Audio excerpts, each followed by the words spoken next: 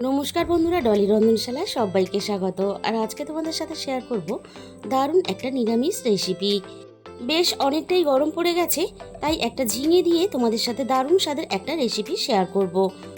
এখানে আমি একটা বড় সাইজের ঝিঙে একটু ছোট করে টুকরো করে কেটে নিয়েছি। আর নিয়েছি এখানে দুটো মাঝারি সাইজের আলু, এরকম একটু ডুমো ডুমো করে আমি কেটে রেডি করে নিয়েছি। আর এই রান্নার জন্য নিয়েছি আমি একটা ছোট বাটির 1 বাটি পরিমাণ মুগের ডাল। এবারে আমি একটা মশলা রেডি করে নেব। একটা ছোট বাটির মধ্যে অল্প একটু জল নিয়ে তার মধ্যে দিয়ে দিলাম 1/2 চামচ পরিমাণ হলুদ গুঁড়ো, দিয়ে দিলাম এখানে 1/2 চামচ পরিমাণ ধনে গুঁড়ো, আর এখানে দিয়ে দেব 1/2 চামচ পরিমাণ জিরে গুঁড়ো। এবার আমি কালারের জন্য দিয়ে দেব একটু কাশ্মীরি লঙ্কার গুঁড়ো। যেহেতু আমি রান্নাতে কাঁচা লঙ্কার ঝালটা পরে ব্যবহার করব, তাই এখানে কাশ্মীরি লঙ্কার গুঁড়োটা একটু কালারের জন্য ব্যবহার করলাম। আর এইভাবে মশলা রেডি করে রান্নাটা করলে মশলাটা তাহলে সুন্দরভাবে সব কিছুর সাথে মিশে যাবে আর একটা বাটা মশলার স্বাদ চলে আসবে। আমি এবার প্রথমে কড়াইয়ের মধ্যে রান্নার জন্য মুগ ডালটা দিয়ে দিলাম। এবার আমি মুগ ডালটা হালকা আঁচে নাড়াচাড়া করে আমি কয়েক সেকেন্ড ভেজে নেব। ডালটা আমার ভাজা রেডি হয়ে গেছে। এবার আমি কড়াই থেকে নামিয়ে একটা বাটির মধ্যে নামিয়ে নিয়েছি। ডালের মধ্যে আমি জল দিয়ে দিলাম। ডালটা আমি 2 থেকে 3 বার একটু জল পাল্টে খুব ভালোভাবে ধুয়ে পরিষ্কার করে নেব। ডালটা আমি ধুয়ে নিয়ে অল্প পরিমাণ আবারও একটু জল দিয়ে দিলাম। এবারে আমি ডালটা জলের মধ্যে মিনিট 10 মতন এইভাবে ভিজিয়ে রেখে দেব, এতে ডালটা অনেকটাই নরম হয়ে আসবে। এবারে রান্নার জন্য কড়াইয়ের মধ্যে প্রয়োজন মতো সর্ষের তেল দিয়ে দিলাম। আর ফোড়নে দিয়ে দিলাম অল্প একটু 5 ফোড়ন, আর দিয়ে দিলাম ফোড়নে 2টো তেজপাতা। এবারে আমি এখানে দিয়ে দেব একটা গোটা শুকনো লঙ্কা। আর আমি ফোড়নের সাথে দিয়ে দিলাম অল্প একটু হিং। এই রান্নাতে অল্প একটু হিং দিলে খেতে ভালো লাগে আর ফ্লেভারটাও খুব ভালো আসে। এবার আমি ফোড়নের সাথে সমস্ত কেটে রাখা আলুগুলো দিয়ে দিলাম। প্রথমে আমি ফোড়নের সাথে আলুগুলো বেশ কয়েক মিনিট নাড়াচাড়া করে খুব ভালোভাবে লালচে করে ভেজে নেব। যেহেতু ঝিঙের থেকে আলু একটু বেশি সিদ্ধ হতে সময় লাগে, তাই আলুটা আমি এখানে প্রথমে ফোড়নের সাথে ভেজে নিলাম। আলুগুলো খুব ভালোভাবে লালচে করে এখানে ভেজে নিয়েছি। এবার আমি ভেজানো মুগ ডালটা দিয়ে দিলাম। বাটিতে থাকা বাকি ডালগুলোও ঠিক আমি এইভাবে দিয়ে দিলাম। এবার আমি যে মশলাটা রেডি করে রেখেছিলাম আগে থেকে, সেই মশলাটাও আমি এখানে দিয়ে দিলাম। এবার আমি মশলার সাথে ডাল আর আলু খুব ভালোভাবে একটু সময় নিয়ে হাতে কষিয়ে নেব।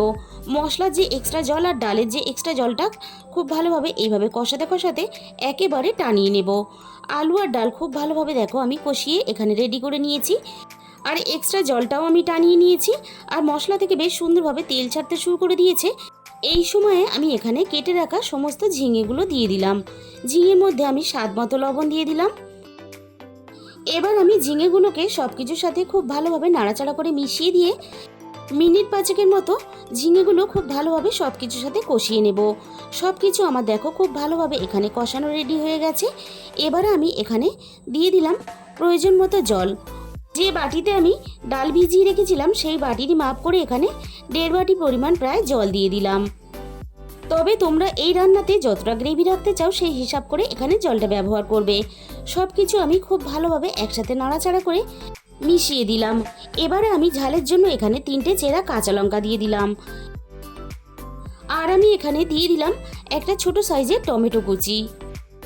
এবার আমি সব কিছু খুব ভালোভাবে সিদ্ধ হওয়ার জন্য কিছুক্ষণের জন্য আমি ঢাকা চাপা দিয়ে দিলাম। ঢাকা দিয়ে সব কিছু খুব ভালোভাবে সিদ্ধ হওয়ার জন্য অপেক্ষা করব। কিছুক্ষণ পরে আমি ঢাকা খুলে দেখে নেব সব কিছু খুব ভালোভাবে সিদ্ধ হয়েছে কিনা। ঝিঙে এখানে খুব ভালোভাবে সিদ্ধও হয়ে গেছে, আবার বেশ গোটা গোটাও আছে। আমি একটু নাড়াচাড়া করে দেখে নিলাম, দেখো ডালটা বেশ ভালোভাবে সিদ্ধ হয়ে গেছে, আবার বেশ গোটা গোটাও আছে। এবার আমি দেখে নেব আলু খুব ভালোভাবে সিদ্ধ হয়েছে কিনা। আলু এখানে খুব ভালোভাবে সিদ্ধ হয়ে গেছে। এবার আমি এখানে দিয়ে দেব স্বাদ মতো চিনি। এই রান্নাটা বেশ একটু মিষ্টি মিষ্টি হলে খেতে ভালো লাগে, আর স্বাদের ব্যালেন্সটাও তাহলে ঠিকঠাক থাকে। চিনিটা আমি খুব ভালোভাবে সব কিছুর সাথে নাড়াচাড়া করে মিশিয়ে দিলাম। আর এই প্রচণ্ড গরমের মধ্যে একবার হলেও তোমরা এই রেসিপিটা অবশ্যই ট্রাই করে দেখো। আর এই রান্নাটা করলে এক্সট্রা করে কিন্তু আর অন্য কোনো রেসিপি বানাতে লাগবে না। সব শেষে আমি দিয়ে দিলাম এখানে 1/2 চামচ পরিমাণ গরম মশলার গুঁড়ো, আর এখানে দিয়ে দিলাম 1/2 চামচ পরিমাণ ঘি। আর যে কোনো রান্না কিন্তু না বানিয়ে খেলে বোঝা যায় না তার স্বাদটা কতটা ভালো হয়। একবার হলেও তোমরা অবশ্যই এই রেসিপিটা ট্রাই করে দেখো, আশা করি তোমাদেরও ভালো লাগবে।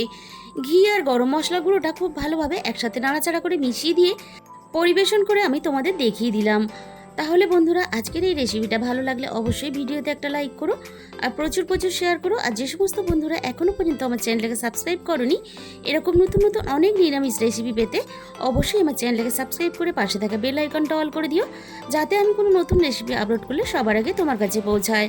আর তোমাদের মূল্যবান সময় দিয়ে রেসিপিটা শেষ পর্যন্ত দেখার জন্য অসংখ্য ধন্যবাদ।